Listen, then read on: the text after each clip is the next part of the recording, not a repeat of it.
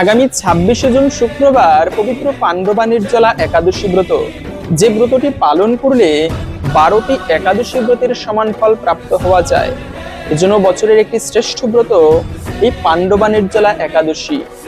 এবং অনেকে আবার 25শে জুন বৃহস্পতিবার পালন করবে, অনেকে আবার 26শে জুন শুক্রবারে পালন করবে। কিন্তু প্রকৃত কোন সময়ে পালন করা উচিত?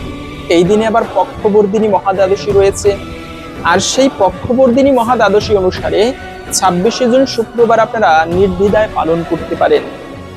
স্বয়ং ভীম তিনি পর্যন্ত এই ব্রত পালন করেছিলেন, যে কারণে এই একাদশীর নাম ভীমসেনীয় একাদশী বলা হয়। এজন্য ভীম প্রশ্ন করেছিল ব্যাসদেবকে যে আমার দাদা তারপরে অন্যান্য ভ্রাতাগণ ব্রত পালন করে, কিন্তু আমি ক্ষুধার জন্য পালন করতে পারি না।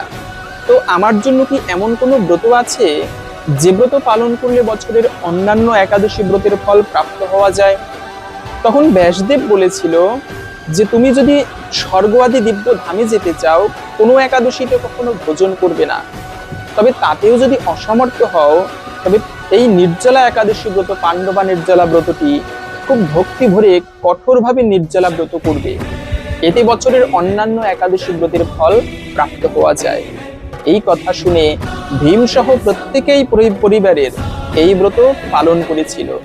তো এই ব্রত তো করতে হবে আগামী 26শে জুন শুক্রবার। পালন করতে হবে পরদিন সকাল 5টা 13 মিনিট থেকে 9টা 45 মিনিটের মধ্যে।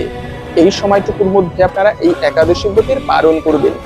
তো অবশ্যই শেয়ার করে এই ব্রত প্রসঙ্গে অপরকেও জানিয়ে দিন এবং ফলো করে আমাদের সাথে যুক্ত থাকতে পারেন। হরে কৃষ্ণ।